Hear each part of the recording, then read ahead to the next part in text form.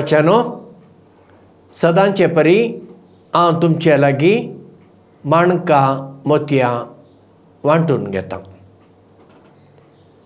आमच्या देशांत विविध धर्म आसात। हिंदू धर्म आसा, इस्लाम धर्म आसा, क्रिस्तांव आसात, जैन धर्म आसा, पारशी आसात, सीख आसात, मनजातींची आनी रुखां झाडांची पुजा करपी आदिवासी लोक आसात, बौद्ध धर्म आसा आनी हेर ल्हान थोडे धर्म आसतात। कोण गौतम बुद्धाची शिकवण पाळटात तांकां आमी बुद्धिस्ट म्हणटा आनी त्या धर्माक आमी बौद्ध धर्म म्हणटा। आतां ह्या बौद्ध धर्मांत मनशांचे 4 वांटे केल्ले आसात। 4 वांटो अशें आमी म्हणयात।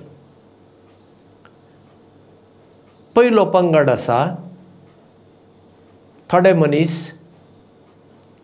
इल्लेशा थोड्या उजवाडांची येतात आनी तांचे भोंवारी काळोख आसा। ते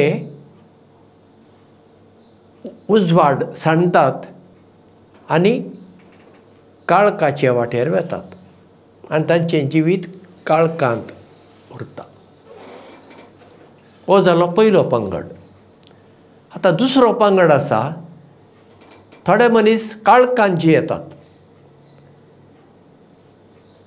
पूण पयस तांकां चड काळोख, ताका आमी अंधकार म्हणटा, तो तांकां दिसता आनी ते ह्या थोड्या काळखा थावन चड काळखा कडेन अंधकारा कडेन वेतात। हो दुसरो पंगड।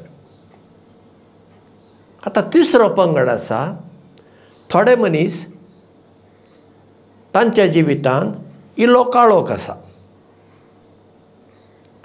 पूण तांकां तांचे भोंवारी इल्लो उजवाड दिसता। ती काळखाची वाट सांडून त्या उजवाडा लागीं येतात।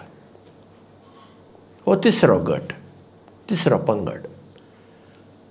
आनी आतां चवथो आनी निमाणो पंगड आसा तो, थोडे मनीस तांच्या जिवितांत थोडो उजवाड आसा आनी पयस तांकां चड उजवाड, प्रकाशाची वाट दिसता, उजवाडाची वाट दिसता। ते थोड्या उजवाडा थावन चड उजवाडा कडेन वेतात। आतां हे 4 पंगड व 4 वांटो आसात न्ही, ते एक तुमकां देख दिवन हांव सांगता। चिंतुया, पावलो म्हणल्या नांवाचो एक क्रिस्तांव मनीस आसा। पावलो सादो मनीस, ताका व्हडलें शिकप ना। तो सादें आपलें जिवीत बरें जियेतालो। मागीर इश्टांची ताका वळख जाली आनी इश्टां सांगाता पडून तो सिगरेट ओडूंक लागलो। चड न्ही, दिसाक 1-2 सिगरेटी तो ओडूंक लागलो। म्हणल्यार कितें जालें, तो पयलो आसलो उजवाडांत, तो उजवाडा थावन काळखा कडेन गेलो। मागीर इश्टां सांगाता संवय जातच आतां ती 2 सिगरेटी आसल्यो, तो 10-15 दिसाक ओडूंक लागलो।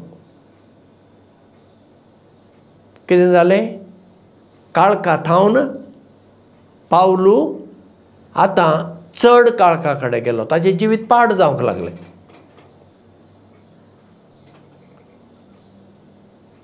ही ताची दुसरी वाट जाली। आतां तोच पावलो चिंतुया, तो दिसाक 2 वा 3 सिगरेटी ओडतालो। मागीर ताका दुसऱ्या इश्टांची वळख जाली आनी ते मनीस सिगरेट ओडिनात आनी तांणी ताका समजावन सांगलें पावलो हे सिगरेटी ओडल्यान कांय बरें पडना तुका तुज्या पप्साची पिडा जावं येता तुजी भलायकी पाड जावं येता तूं कित्याक सिगरेटी ओडताय सोड पण आमी ओडिना पावलो त्यो सिगरेटी ओडच्यो सोडता आनी आपल्या इश्टांचे सांगणे प्रमाणे बरें जिवीत जिवंक लागता म्हणजे पावलो काळका थावन उजवाडा कडेन आयलो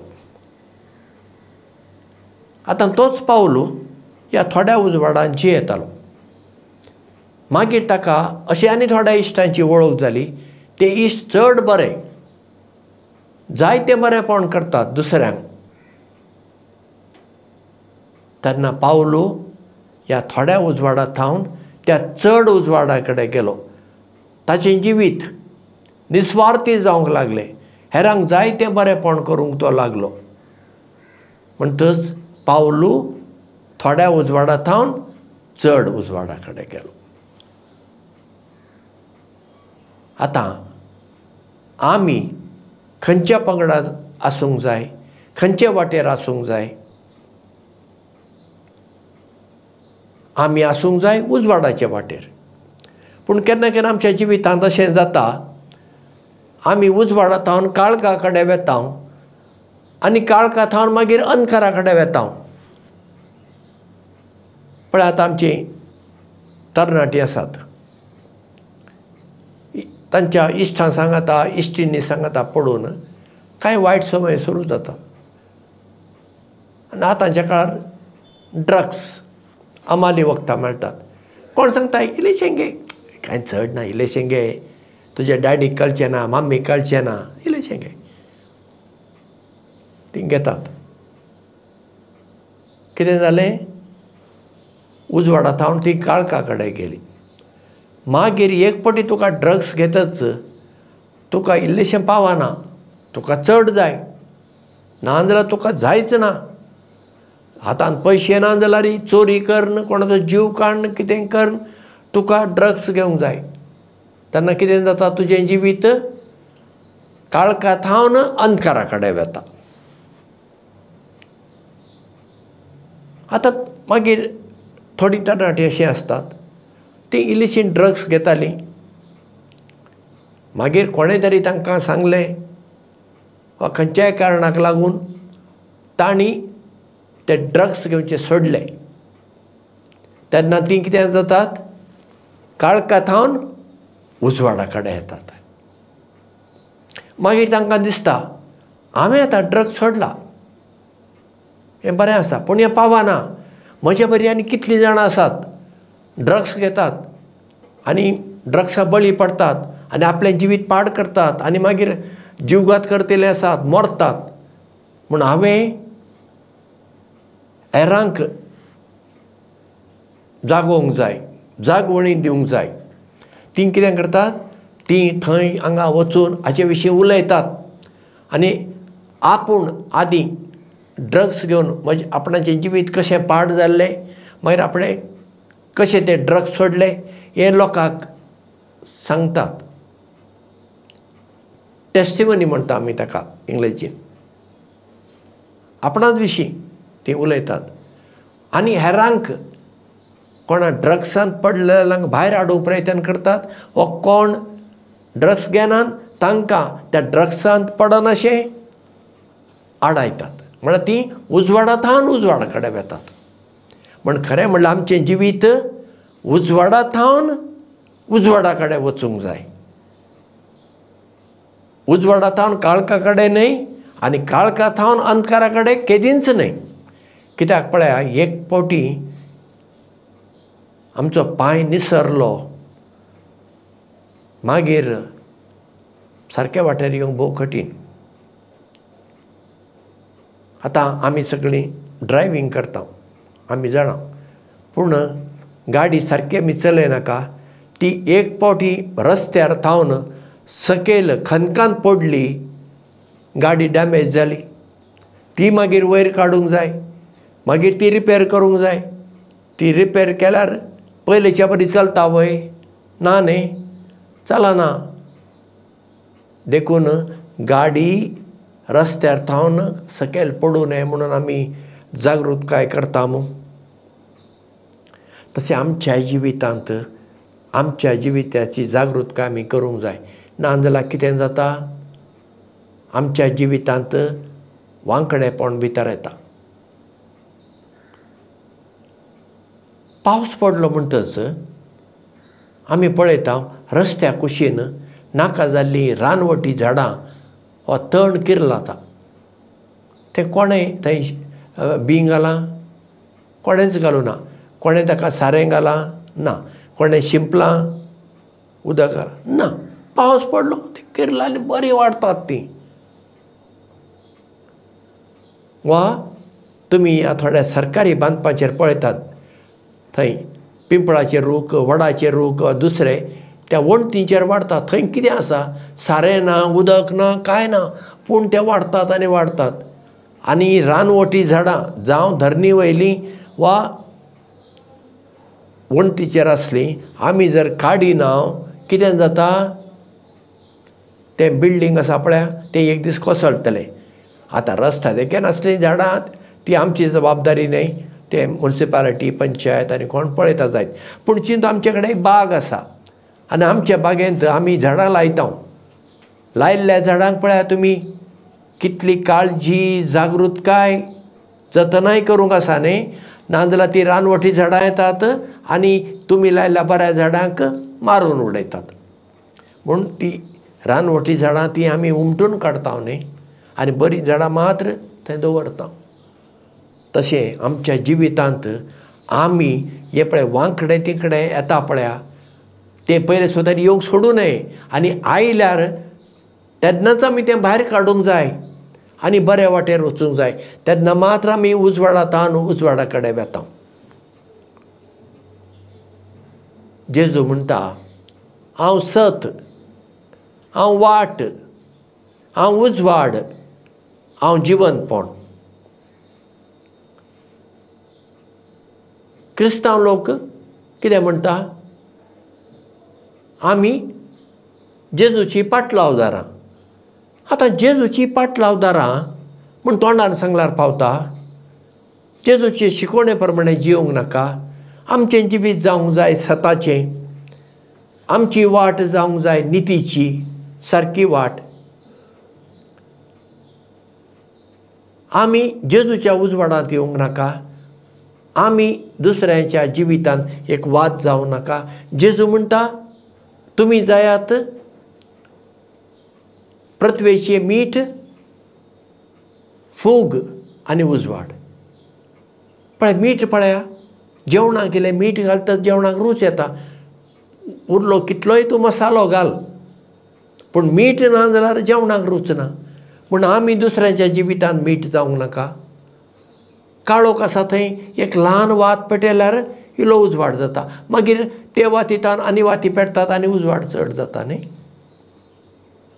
हो जेजू म्हणटा तुमी फूग जायात.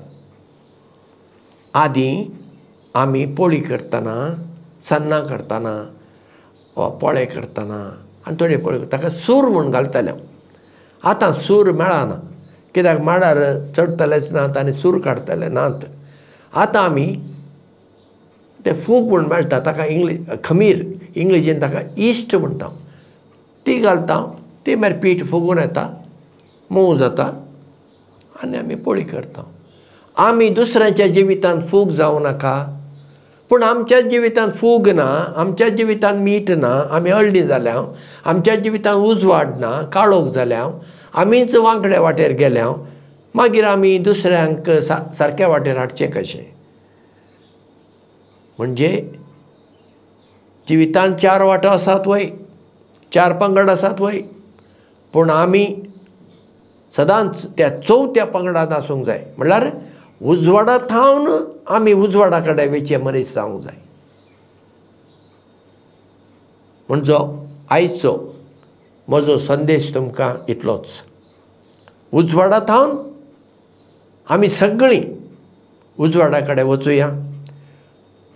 तुमी उर्बेन माणका मोतयां पळयतात. माणका मोतयां दिव्यवाणी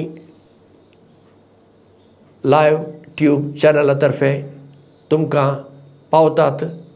ती तुमी पळयात. तुमकां ती बरी लागल्यार ती लायक करात वा सबस्क्रिप्शन करात. ताका कांय तुमकां दुडू पडनात. आनी हेरांक सांगात आमचो उद्देश हांगा नांव जोडचो न्हय. आमचो उद्देश हेंच, दुसऱ्यांच्या जिवितांत आमी मीठ जावचें, फूग जावची, वाट जावची आनी उजवाड आमी जावची. होच आमचो एक उद्देश. म्हणटच तुमकां सगळ्यांक दिव्यवाणी लायव्ह ट्यूब चॅनला तर्फेन हांव देव बरें करूं म्हणटा. आमचो तुमचो मोग सदांच उरूं, वाडत वचूं. देव बरें करूं.